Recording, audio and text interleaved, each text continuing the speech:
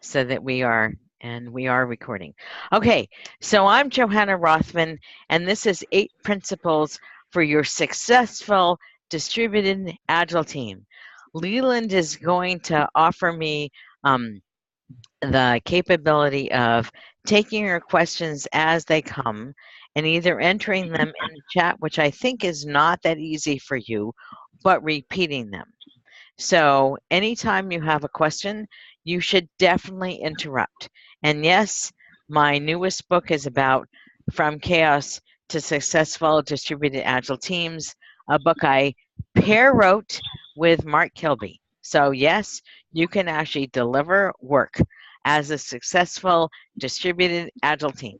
Okay, so if we think about what the principles are behind the Agile Manifesto, we know that all uh, even if you're a distributed team, you can figure out how to satisfy the customer and what can change, all that stuff.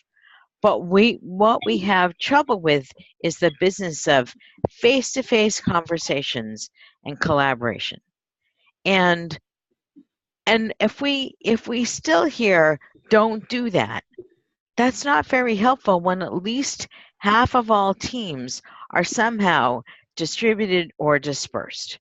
So let's examine the issues of face-to-face conversation and daily collaboration. So let me first talk about what an Agile team is. An Agile team has all the necessary skills and capabilities that they need to deliver on their objectives. You are not an Agile team if you have developers in one team and they hand off the work to a testing team. You are probably using an iterative approach, and it's probably working much better than anything else you did, but that's not an Agile team. I'm talking about a collaborative, cross-functional team where everybody is committed to the same purpose or goal, where everybody is interdependent, where everybody learns to understand each other, where everybody figures out how to plan and deliver the work collaboratively.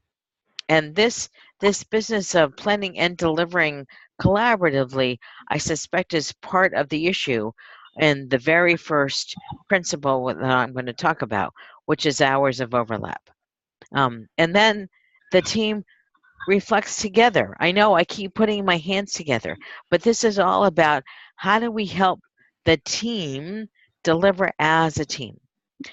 This is my general Agile picture that I've used in several different books, right? The idea is come into this responsible person, often called a product owner.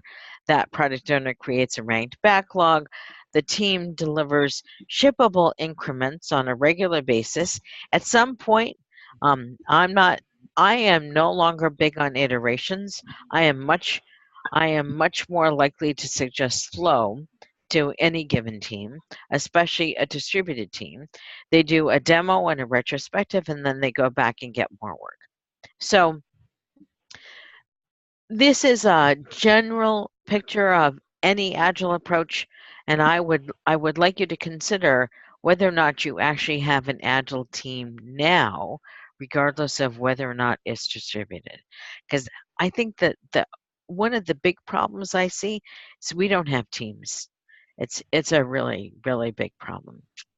So I'm going to talk about these 8 principles, not practices. And the very first one is establish acceptable hours of overlap. So what's really interesting here is often when I see teams, especially distributed teams, I worked with an organization several years ago that had their senior managers by design had the developers in New York City near where the customers were and the testers in Singapore. Now that's either 12 or 13 hours apart. They had 0 hours of overlap. And the senior managers did not understand why things took so long. Well, if you actually measure the cycle time, it's very easy. So if you don't have at least 4 hours of overlap, I don't see how Agile approaches can really work for your team. So there's a couple of visualizations that you might like. Oh, I didn't fix this. This is a time zone bubble chart that I originally got from Aaron Carmel and his co-author. They said, see where the people are and use either GMT or UTC or something. This is an actual team from a workshop I delivered several years ago.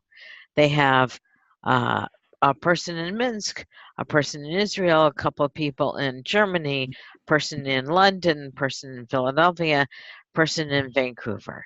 And I'll save you the difficulty of trying to yell out anything. They actually have 0 hours of overlap as a team. These people, the Eastern European, have a fair amount of overlap. Even if you bring all of Europe together, that's a fair amount of overlap. And then adding the US in makes it a disaster. So another way to think about this is to visualize your team's working hours. And Mark and I have a Google spreadsheet that I gotta find the bit.ly for. And if you want it, I'm happy to send it to Leland and he can send it to you. But what's really interesting here, notice that this is Raleigh, Boston, London, and Berlin. So it's not that many, they have enough hours of overlap, but you need to see when the hours of overlap are. So if you look here, this team only had 100% hours of overlap in Monday, Wednesday, and Friday between these hours. And then they had 92% over here. Now, why did they go down to 42% here? Because it's lunchtime. And this is Monday, Wednesday, and Friday. This is Tuesday and Thursday. So you might, because people change their hours. If you can visualize your team's working hours, you have a real shot of understanding, do we have enough hours of overlap to make this work for us? So there are ways to find, and I put find in quotes here, because you can't really make more hours in the day, right? I have never been able to do this. I would like to do this. I have a lot to do. You can't see the rest of my office. I have piles over here. I have piles over there. I have piles back there.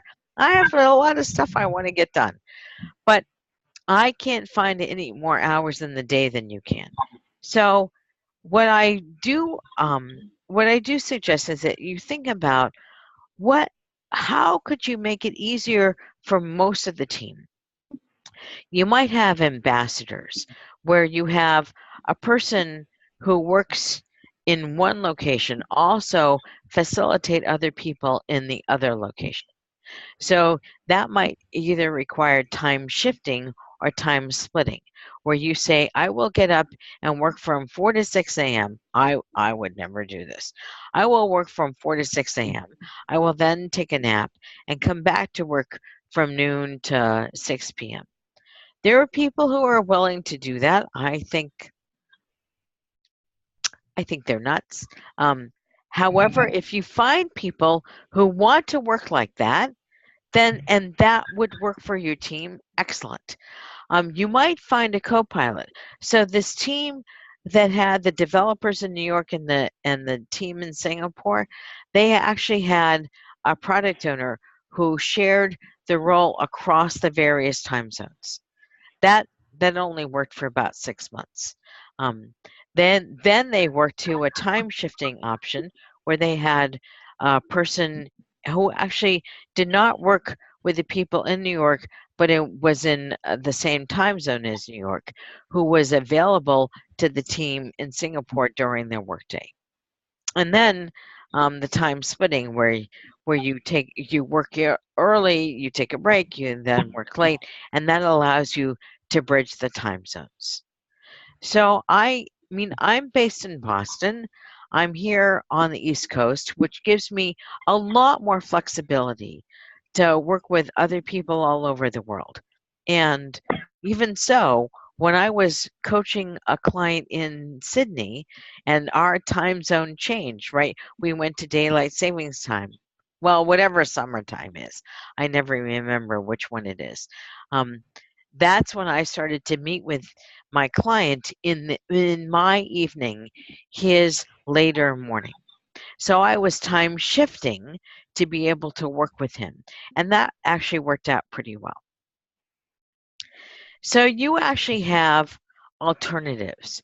You don't have to use an agile approach. And you might decide to use an evolutionary prototyping lifecycle or a design to schedule lifecycle. And this way, you're not trying to work all together, all on the same stuff. You might try to use stage delivery lifecycle. I found a stage delivery lifecycle really helpful all those years ago, back in the 80s and the 90s, because we were still working by feature, but we were not actually trying to do everything all at once.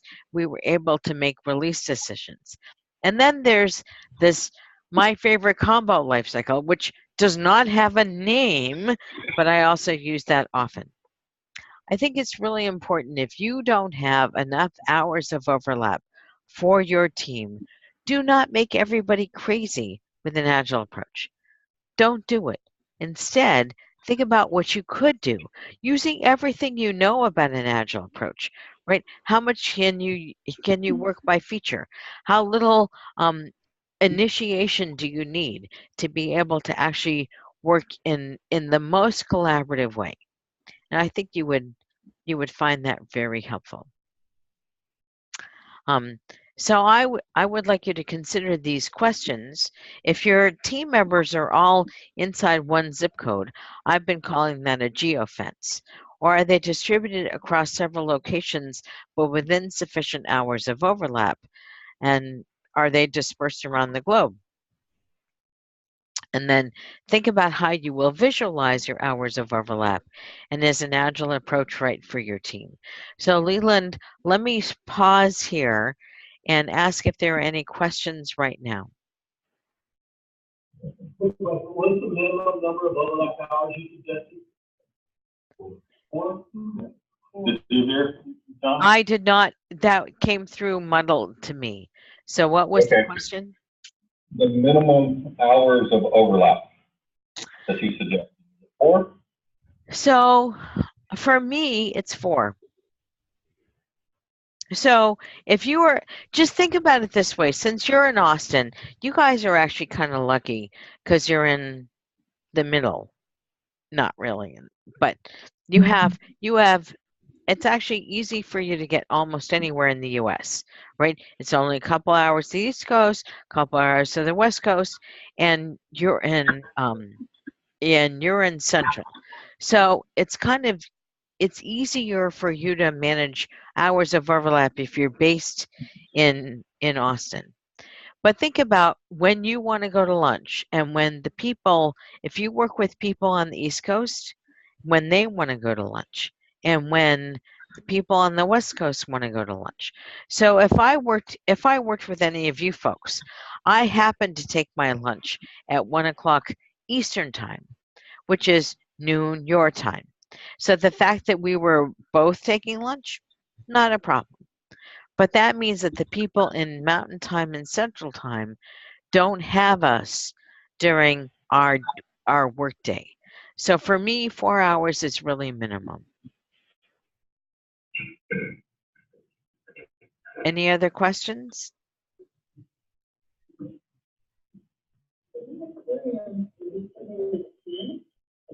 All the way around.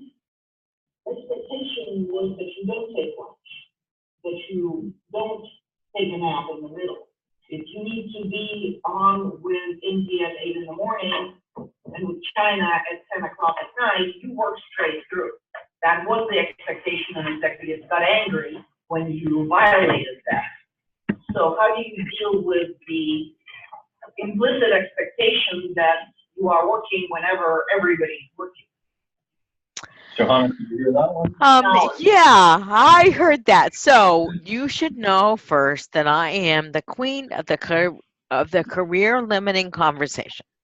Okay, and you might have to frame what I'm going to say differently for your managers.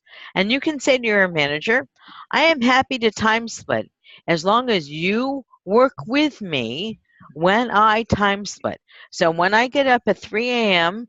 to talk to the people in India, and I work all day with the team, I want to check in with you. We're going to swarm on my job every day. So we're going to reconnect every hour as I am awake and working. And so in my 3 a.m. meetings, you're going to be there. And I'm going to check in with you in my supposedly 8-hour day, which I think is just stupid. And then I'm going to bring you in on the Zoom call or the WebEx or whatever it is you do at 10:30 so you can be there with me and understand what I do. And any executive who is not willing to do that once or twice, first of all, should be fired. And secondly, if they're not willing to work with you to understand the pain that you're going through, I would find a new job because that is not reasonable. Now, the way you can show them this is to do a cycle time, value stream map, so that you can show when work happens and when it waits, and when work happens and when it waits. I don't have any of those in here, I don't think. Oh, I do. So this is a little bit later, but this is a cycle time map. If they don't understand what cycle time means, oh, I'm just going to say this. Just do not measure velocity if you have a distributed team. Velocity is useless to you. Story points are useless to you. You only care about cycle time. Because look at this. What happens when you start to work on something? Right? Who works on it? When is there a delay between the next person works on it? When do people review? How do they pair? How do they finish? And what is the total time? Right? So the total work time is everything above the line. The total wait time is everything below the time. The cycle time is what you care about. This story might only be 3 points. Might be 14 points. It does not matter what the points are. No manager understands points. I'm not sure most of the teams understand points. So if you have a distributed team, the last thing you need to use is velocity and points. You need to talk about cycle time. Even if everybody could do all of this in 1 hour, their cycle time would still be longer than the number of points. This is exactly the kinds of things you need to show your managers.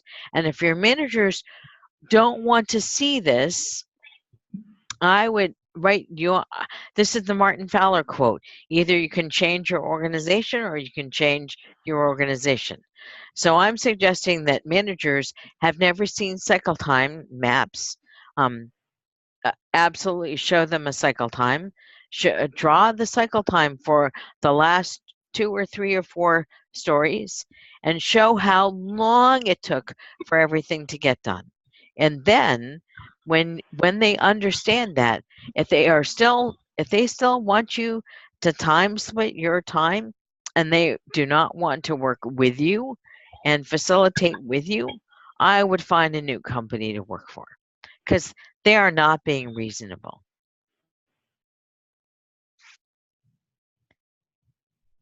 Am I allowed to go on to the next? I can't quite see the details of everybody.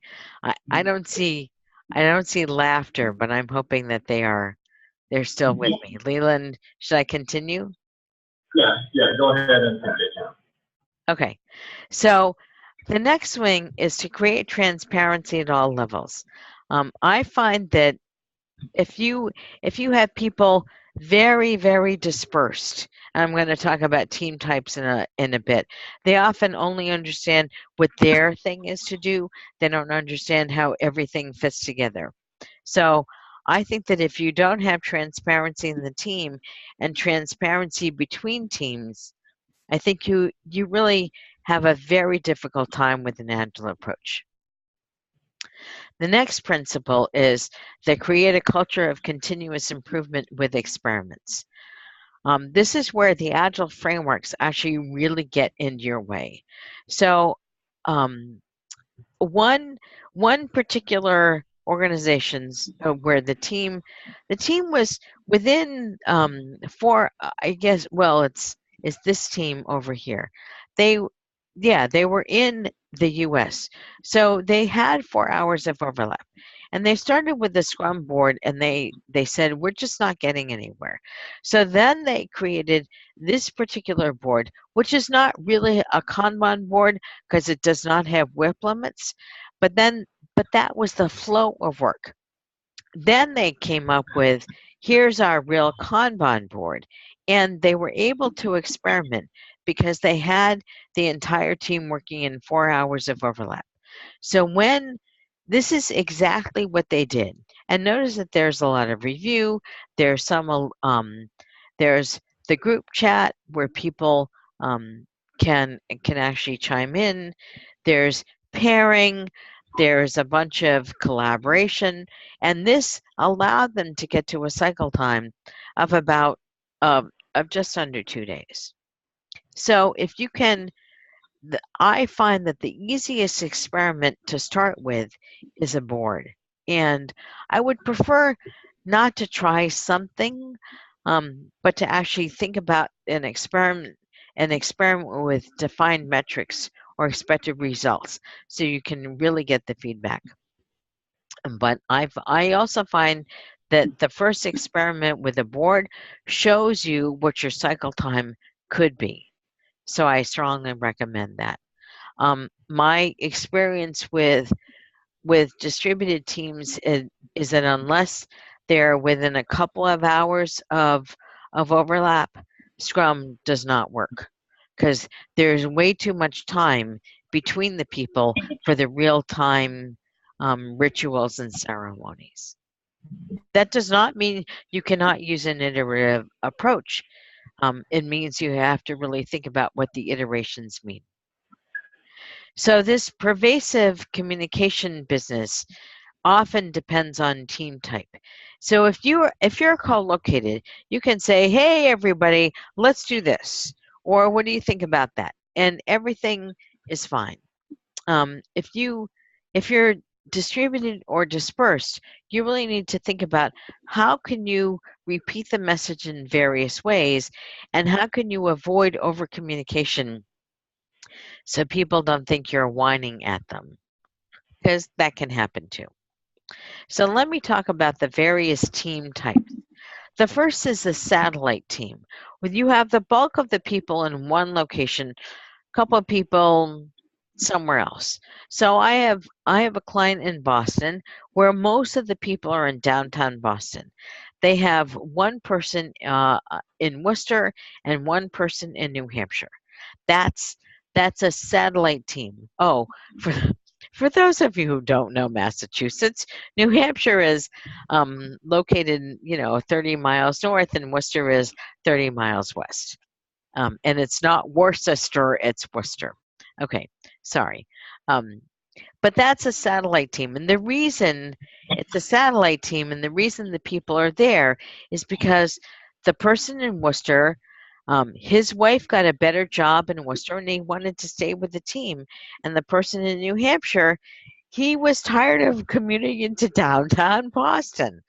And I have been in Austin traffic. I bet you have people who are tired of commuting in Austin also. So that's the reason they had a satellite. A cluster team is very interesting. There's people who are together. So persons 1 and 2 are physically in location 1.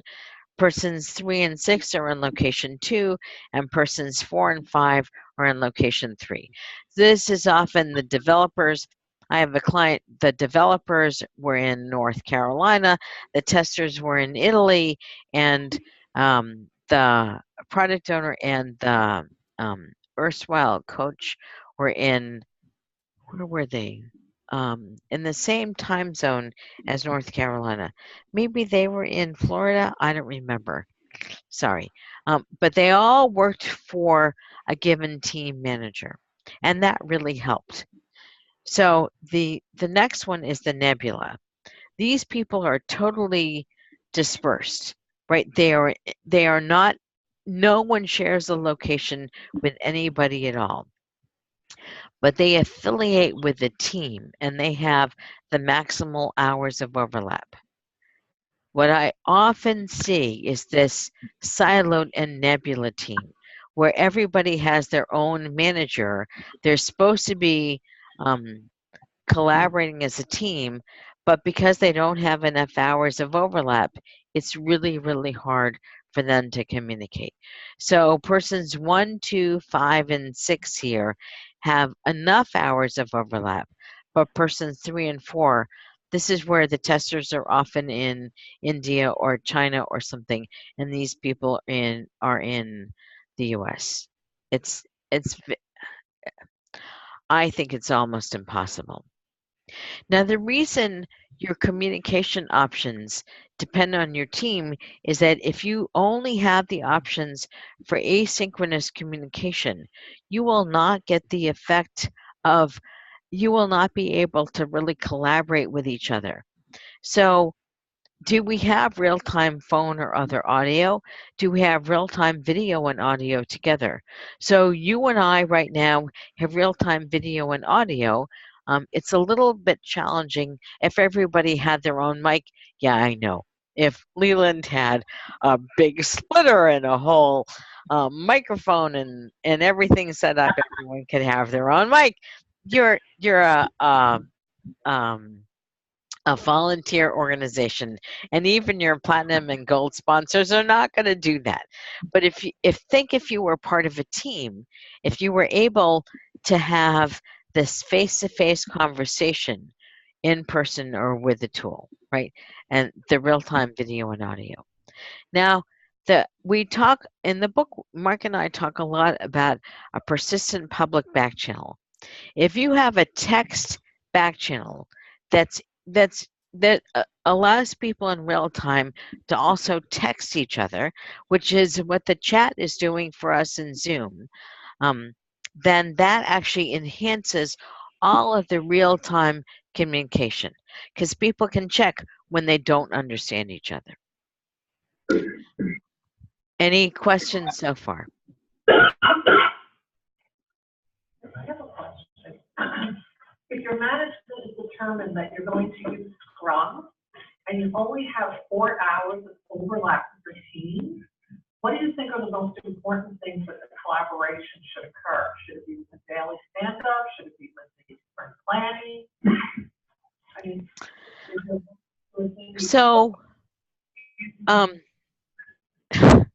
so I would actually ask you, or okay, Queen of Corral limiting conversation again. If your manager wants you to use Scrum, ask that person what they mean by when does the iteration start and end. So you can use a cadence, and I was going to talk about cadence a little bit later. Is that here? No, I guess I don't have the picture. So I would like you to think about what is the time that you want to do planning? What is the time that you want to do a demo? What is the time that you want to do a retrospective? If you want to use Scrum and you're inside 4 hours of overlap, I think that you can, but you need to really think about what does it mean to start and end an iteration. And instead, I'm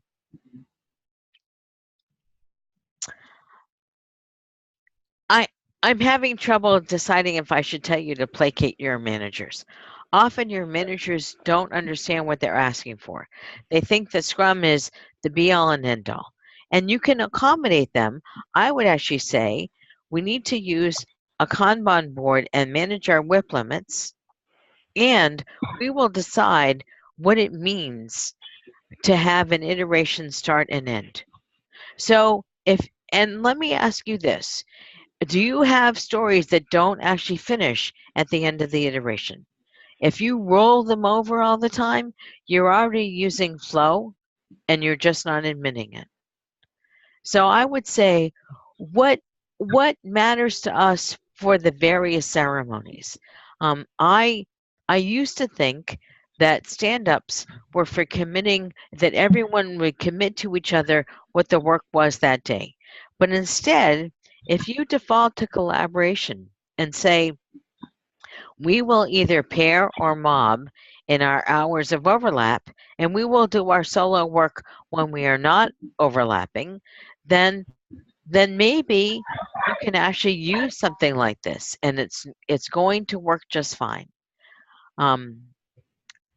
I do think that you need a Kanban board because you need to measure your cycle time.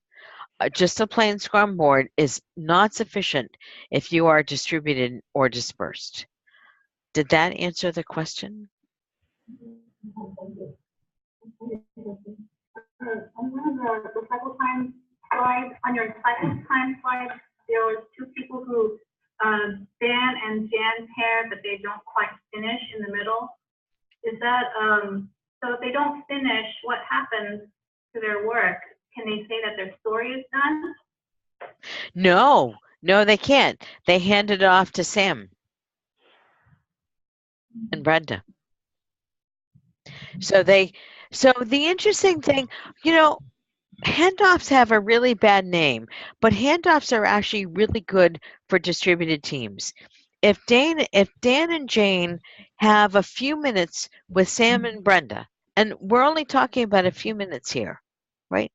Then they can say, here's where we got to, and we didn't quite finish, and we need to leave for the day because we're done, or we need to hand this off to somebody else. Do you know anything about nurses and how nurses work at the end of the shift? At the end of a shift and the beginning of another shift in the hospital, nurses have about, I don't know, 10 to 15 minutes of overlap. I don't think it's half an hour. Thank God I have not been in the hospital since my husband had a very bad bicycle accident in 2012. I don't remember anything, right? It's all gone. But I am pretty sure that they huddled for 10 to 15 minutes at the end and beginning of the shift. And the company paid them, right? The hospital paid them the overtime for them to be able to huddle. So if you have a team with sufficient hours of overlap, then you say in the back channel, we need time to huddle with somebody. We need, 5 minutes or something. And that way, we can hand off our current work to somebody else. Now, are Sam and Brenda already working on something else? This is the question of the ranking of the issues, the ranking of the items in your Kanban board. So maybe everybody else on the team was working on something else. This is entirely possible. However, if you are capable of saying, we took this story because it was first on our list, and we would like somebody to take it over for us while we are gone so that it still gets done as first on our list. If a team has a working agreement about how to manage that, then I think that they can do this. Does that make sense to the person who asked? I think you're in the front row.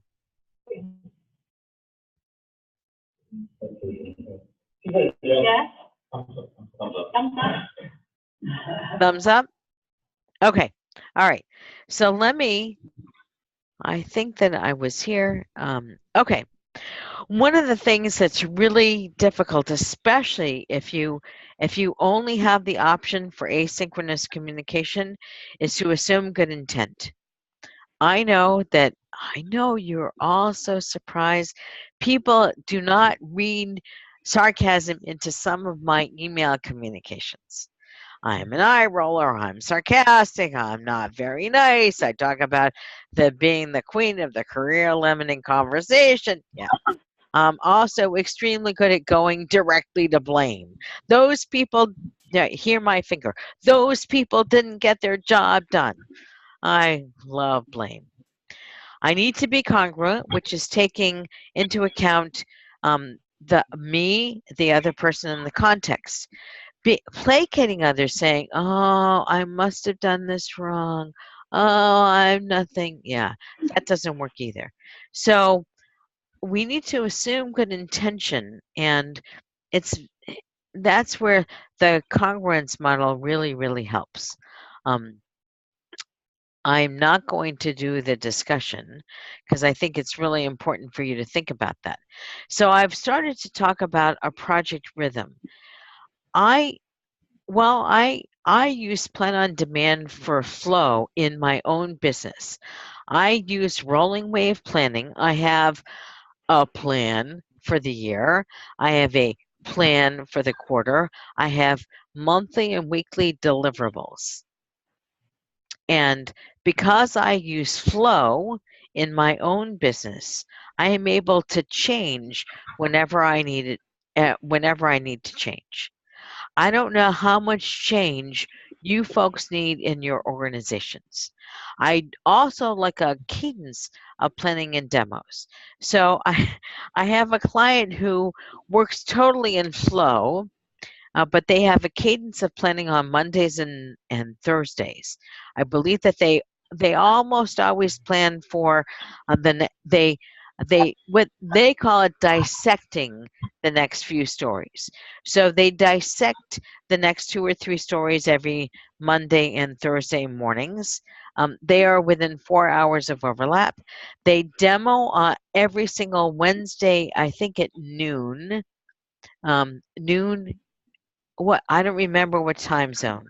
Let's call it Eastern, and the Eastern people actually eat their lunch during the demo because the product owner does the demo on behalf of the team, or gets the other managers to actually drive, but they are having trouble getting managers to drive. I know nobody else has ever had that problem. They do a retrospective. They do little kaizens every single day or every other day. Every time they tend to mob. After their mobbing session, they do a kaizen to understand what worked, what didn't work, where they want to improve. Are they mad, sad, glad? Or, I mean, it's all kinds of little bits. And they do project retrospectives, I think, every other Thursday afternoon. I cannot track what they do. They like it this way, right? So they have a cadence of every single thing, but their cadence is not weekly or bi-weekly. Their cadence for planning is every few days, because they finish at least one story a day, and they only take in stuff when they're ready to take in stuff. That's this flow business. The fewer hours of overlap, the more difficult the time box is, right? So Scrum with defined iterations is very, very difficult if you have fewer than 4 hours of overlap. It's just, I mean, when does the iteration start and end? So I happen to really like a cadence of planning. So let me know if you need more information about this, because I believe I talked about this here. Now, a culture of resilience. There's resilience and adaptability. So for me, resilience is knowing I have bandwidth to move forward. And I get a culture of resilience when I know something about the people I work with. We are social animals, and we disregard the socialness of our animalness at our own peril. And if I know that you have my back, so Leland and I, before this session, did a couple of getting togethers. We talked about it. He primed me with a question that I will be happy to answer, all that stuff. But we actually practiced a little bit. And Leland, I don't know how long we've been friends. It's been a while. And we have communicated about all kinds of stuff. I know that Leland has my back, right? And Leland knows that I am happy to work with him in this particular instance. I also have him as a potential reviewer for a future book. That's a different question. But if we only communicate about work, we miss the socialness, the necessary socialness. And if we only communicate about non-work, we're being busybodies, right? That does not really help.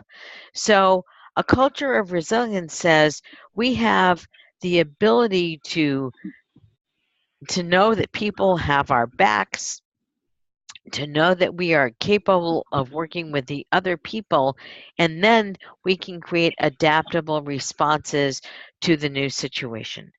So this business of resilience is really, really important. And then default to collaboration. So one thing I have seen is that a lot of people think that resource efficiency is exactly what we need for distributed teams. But it's the other way around. We need flow efficiency. And if you have not yet read This is Lean, Resolving the Lean Paradox, you should. I believe that the authors are Modig and Ahlstrom. Modig with it, I think the umlaut on the O, and Ahlstrom is Ahlscrom. The thing with an agile approach is that you are working as a team to learn and collaborate together to discover, right? You want the short feedback loops. So you want to deliver something quick to a potential customer or as an experiment, get the feedback from it, keep doing that and doing that and doing that. That's why we want feedback loops in our iterations. That's why we want feedback loops between us. It's all of this. A lot of people seem, and mostly managers, seem to think that agile distributed teams where people need to work in a solo way. They could not be more wrong. They need to work collaboratively. Mark Kilby and I pair wrote every single word of this book. It's 300 pages. We actually cut a bunch of stuff out too. We did not collaborate on doing all of the images, although we often shared the screen at the beginning and managed how we would do the images and what we wanted to say in the images. And then we would review. But notice that we were talking in real time. If we had had more people on this project, God forbid, we would have mobbed. Right? So mobbing on a book is very, very different than mobbing on code. Code is much more deterministic. Book writing is not nearly as deterministic. But we would have mobbed because that's what we believe in. And we find that you can mob over distance. It's very, very difficult to mob over time, right? Insufficient hours of overlap really prevent you from mobbing. But even in here, you can see that there are people who paired even while they were not in the same time zone and not in the same location. So defaulting to collaboration is a very different approach than what a lot of people think an agile, distributed agile team does. Now, every single distributed agile team is unique.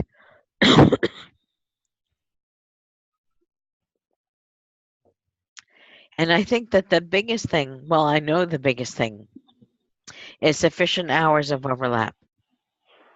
The next biggest thing is the affiliation as a team. So when I talked about these, see these, this circle is a solid line, and this circle is a solid line, and this circle is a solid line. If you do not have a solid line of affiliation and sufficient hours of overlap, that's kind of the death knell for your team. So, any other questions? Because I managed to make it in my time box. I am happy to go back to any of the slides and answer any of the questions. I want to mention the book, This is Lean. I put a link to it in the comments for this meeting. Oh, perfect. Thank you. It's a really wonderful book. And by the way, the Create Your Successful Agile project, I did review that one for you. Say, I didn't quite hear you. The Create Your Successful Agile project, I was one of the reviewers in that one. I don't know if you remember that or not. But. I think you're going to be a reviewer for the management book. Actually, back cover quoted on the back cover, but yeah. Yes, then thank you for your comments there, because you were, I believe, very helpful. That was last year or something. I don't remember anymore. Yeah, a year ago or so. But the Agile and Lean program management's a really good one to talk about the collaboration across different teams as well. So that's out of her books I've read. I think your Behind Closed Doors was my first one of yours I read, but I've read most of these now. Thank you. So what kind of questions do we have?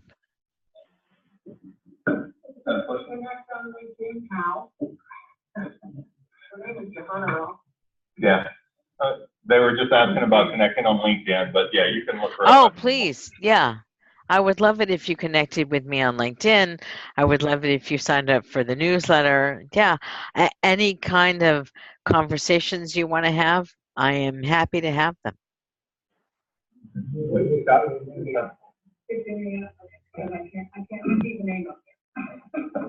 Now, under point 3, can you jump back to point 3, please?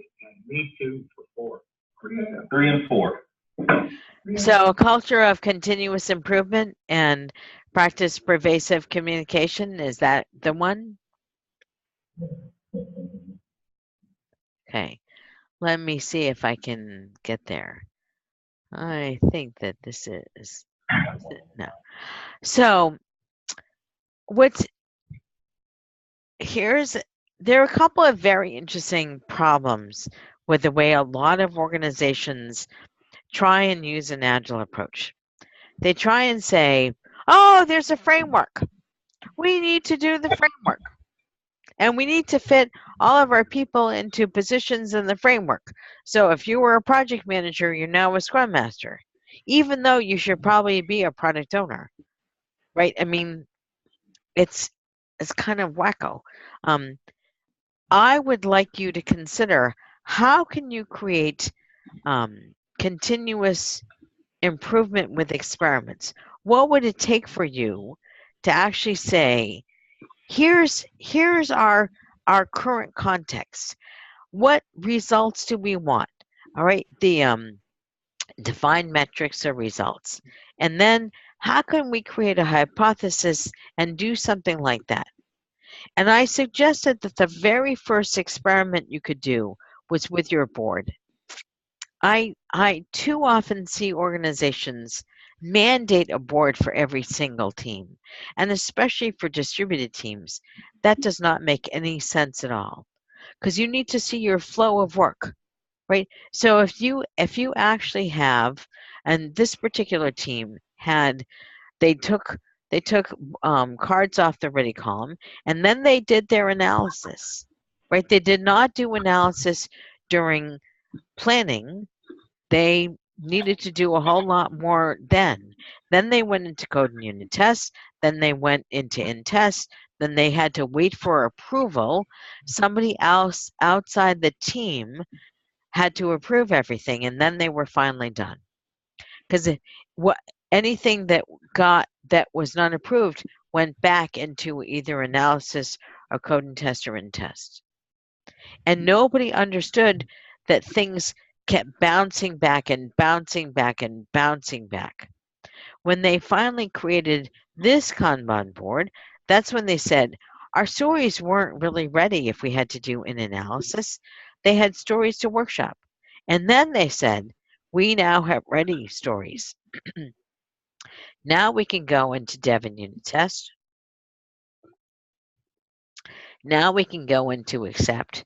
And now, because we had actually workshop before we got to ready, almost everything was accepted. They did not have nearly the bounce back, and their cycle time decreased. But you cannot see cycle time if you only, well, you can, but it's a lot more difficult if you only have a Scrum board. You need to see all the states that your team works in, and there is nothing wrong with being in states, right? The whole idea of a Scrum board is that the team collaborates about one item at a time, or maybe 2 items at a time. But the more distributed you are, and the more your organization believes in resource efficiency, the less collaboration you have. So it's really important to say, how do we do this so we are as agile as we can possibly be? That's the whole idea of experiments. And was it also pervasive communication? Was that the other one? Is that a yes? Yes, that's it. Okay. So one of the things I've seen a lot of is that, okay, managers often do this. They think that they can say it once, and they said it.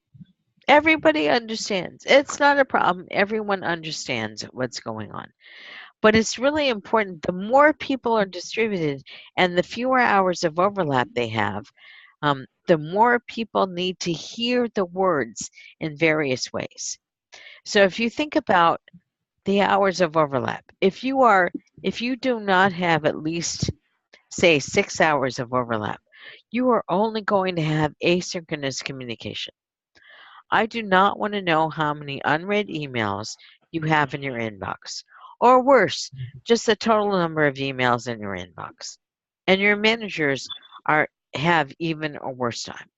Everyone has too much mail. I guarantee it. It's not even a question. Everyone has way too much mail. So if you think about, I want to jump back here for a minute. If you think about repeating the message in various ways and not over communicating, what would you have to do to get real-time phone or audio? What would you have to do to get real-time video? It turns out that there are 2 competing theories of communication. One is rich, one is natural. I know, let me roll my eyes some more.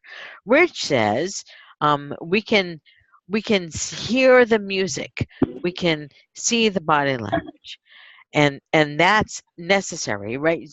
You can actually see me roll my eyes. You can't see me shivering with my feet because it's ridiculously cold in Boston, but that's just what it is. Natural means I have a face that looks like a human. It's not an avatar.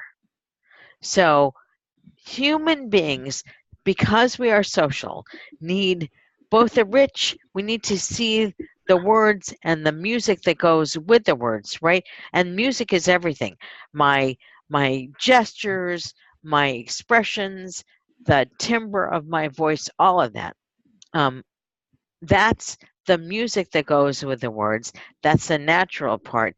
And I should say the rich part. And the natural is the fact that this is my face, right? It's not just my avatar.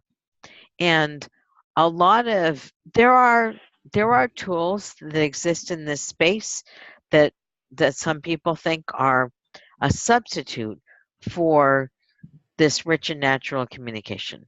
My experience is that there is no substitute for seeing the person and seeing them in their environment.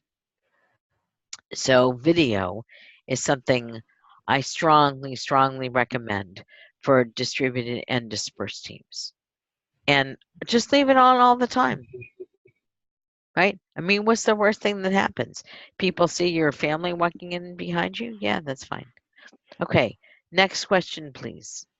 Do you have a scoring system that measures how aligned an organization is with these principles? Did you hear it, John? I did not quite hear that. Leland, can you please repeat it? Yeah, do you have a scoring system to measure how aligned companies are with these principles? No. Okay, I'll say this. I think all numeric assessments are idiotic. Just go back to Deming's 14 points. First of all, everyone's context is different. And secondly, there are actually three mindsets. The mindset of collaboration, the mindset of experimentation, and the mindset of principles over practices. Just because I like flow with rolling wave planning does not mean that you have to like flow with rolling wave planning. Right? Maybe that does not work for you. So I am not about to impose my preferences on your organization. I do think that it is reasonable to say, are we sufficiently for us open to experimentation? Are we sufficiently for us open to collaboration? Are we sufficiently for us able to practice pervasive communication? Where are my principles? Are we doing this well enough for us? That is the question that you need to ask, not is there a scoring system. And Mark and I are probably stupid. We could probably make a certification. We could make an assessment. We could make a lot of money, and it would go against both of our principles. So we're not going to do that. There, I told you what I really feel. You're so surprised. My question is, whenever, going back to that example with the handoff, when you have handoff after handoff, and let's say each handoff results in work not being done, but maybe a little bit more done, but it's not done yet. Maybe someone decides to get angry and then doesn't talk anymore. And what do you do in that case? Is the story just stalled, or it doesn't get finished? What do you do as a group? So the team needs working agreements, right? I mean, I think it's really important to have working agreements about how we work, how many stories are open at any given time, how do we collaborate together, what will we do if a story that was ranked highest is the people who started it cannot finish it and nobody else wants to take it over. Or worse, if the people who started it don't want anyone to take it over. That's a team issue. The team has to have working agreements about this. This is why it's so important to have team affiliation. Let me find, this is why if you have managers for each of the people on the team and the team does not affiliate well with each other, it's a disaster. It's a total disaster. We have time for, we're right at time, but if we have one last question. Yeah. Okay, one last question. Yes, firstly, thank you so much. This was an awesome session. I really liked it. I have one last question. So very specific to distributed teams.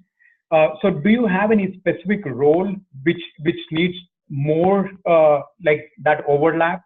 As you know, like Scrum Master is the one who needs to like steer all the meetings and collaborate with everyone. Product owner needs to respond to the questions and make sure that the requirements are clear with all of them, and developers need that overlap for handoffs and collaboration. Do you have any specific role which you are more inclined towards, like having that more of that overlap, or do you see like it depends upon the situation? Thank you. So it does depend upon the situation, and I strongly recommend you think about these kinds of roles. While I believe that I also think I probably don't agree with everything you just said, I happen to believe that the product owner is responsible for generating the cards for the stories, but that the team has to collaborate to develop the stories. And the Scrum Master, if you read the Scrum Guide, the Scrum Master is not responsible for the team in any way, shape, or form. The Scrum Master facilitates the team. So if you need somebody to help coach the team members on what it really means to be an Agile team, and you need somebody to facilitate but the Scrum Master does not tell people what to do, and people do not report to the Scrum Master. So I think it's really important to say, what obligations do the people on the team have to each other, and what obligations do we have as a team to report outside, and do we need somebody to do that? And what are the good points and bad points for doing that? I think it's really a challenge. And on that, I will say thank you very much. I really enjoyed this. I'm going to stop the share, and there. And thank you all. This is great. All right, thanks, Johanna. Enjoyed it. Oh, good. All right. Thanks, everybody. See you the next time I'm in Austin. Yeah. What's that? Are you?